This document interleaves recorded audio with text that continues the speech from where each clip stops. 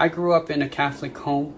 As a kid going through my first communion, I had a lot of questions. I read a lot of science books and used to enjoy reading the encyclopedia, and things didn't match up with what I was learning in my first communion class and what I was reading outside. And when I would ask about these things, I never really got a good answer. It didn't make a lot of sense. When I finally did my confirmation when I was older, I decided, okay, this is it. If God is real, this is the time. And at the end of it, I was like, no, this is not for me. This is not real. And I gave up on God. Went along for about 10 years. And that's when I first started going to this church. I would hear people around me saying, oh, God spoke to me in this, or God spoke to me in that. The pastor once said, we say we hear the voice of God and people think we're crazy.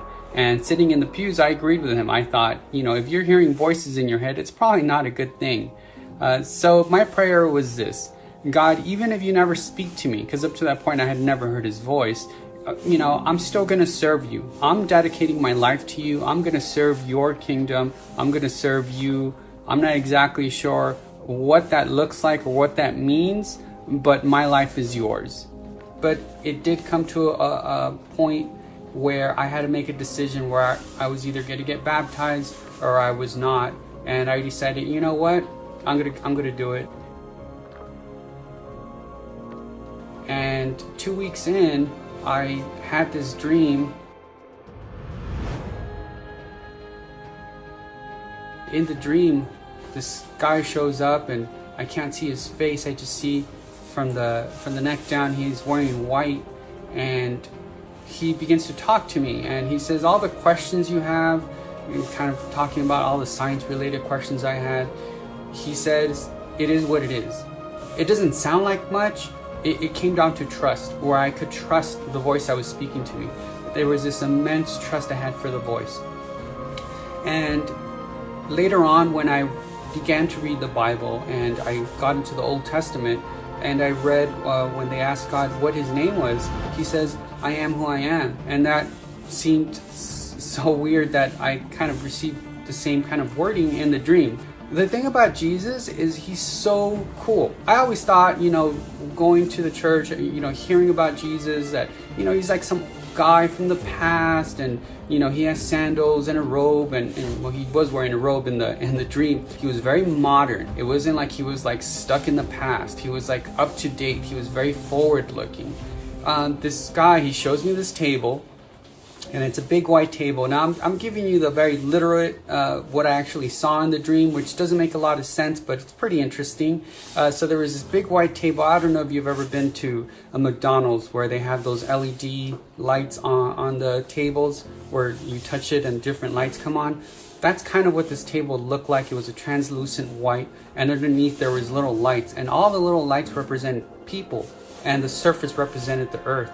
And so his favorite thing to do was to help people. And he showed me, look, I move this thing here, and like something would light up, and then it would affect another light, and then he would move it over here, and then it would affect another light. And there was this kind of complex thing going on, but he absolutely loved doing this. Like that was his favorite thing, was to help people. Like that was his favorite pastime. He said, look, whether you're part of my kingdom or not, my kingdom will continue with or without you. And it was just he just kind of put it there, and it's like, okay, I just kind of received it. And he says, work is good now, but now you must rest. And I felt a tap on my forehead, and in the dream I saw myself suspended with my arms out and my legs out, suspended in the air, and I felt something like electricity going through me. And it was so mind-blowing. I mean, everything was turned upside down in an instant.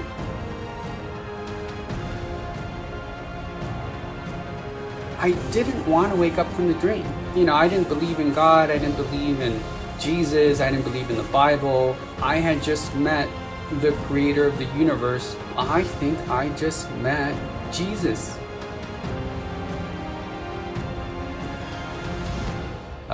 And then I woke up.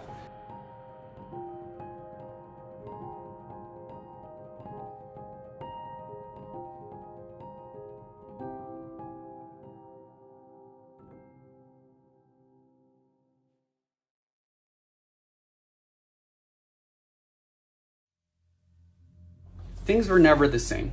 After that point in time, for about 3 months, it felt like somebody had turned something on in my brain. And for the next 3 months, I had a series of dreams, and it was like a stream of colors and flashes of light. And it almost seemed like somebody had opened 2 faucets of water in my head, and it was just streaming out. I didn't understand any of it. It didn't make any sense to me. It was just this stream of lights and colors at night. I had a hard time adjusting to my new reality. The best way I could describe it is Neo from the Matrix when he gets pulled out. So I remember I would be sitting at the table eating my dinner, lunch, or whatever. This happened a few times, and all of a sudden I would start to trip out. I would start to question what reality was. Like, that's how much my mind was changed. And so I would have to hold the table, and I would have to tell myself, okay, David, relax. This table is real. You're holding a real table. You're real. This room is real. Everything's going to be okay. And it was almost like a panic attack where I was adjusting to a new reality. But I guess that's what happens when everything flips for you, overnight.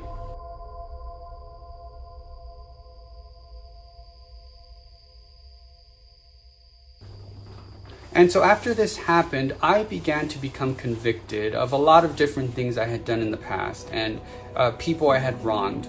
Now, before this whole thing started, one of the problems I had with Christianity was this whole idea of a sinner.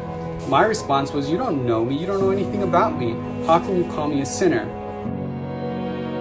Creator of the universe is so concerned with my own, personal affairs that he's going to step into my reality, into my business, and help me along the way when I'm, doing his work and following, his walk, his way. And that really kind of took me aback.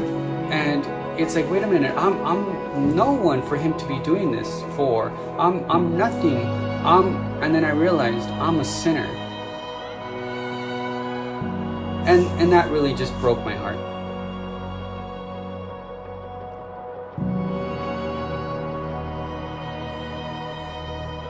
I heard a pastor say one time, don't ever ask God to humble you, because that could spell bad news for you.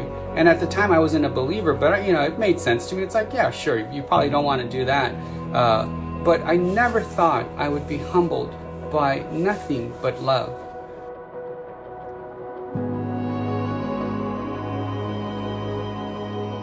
And that was the real kind of breaking point in my heart, and a real change in my heart, where I realized I was a sinner.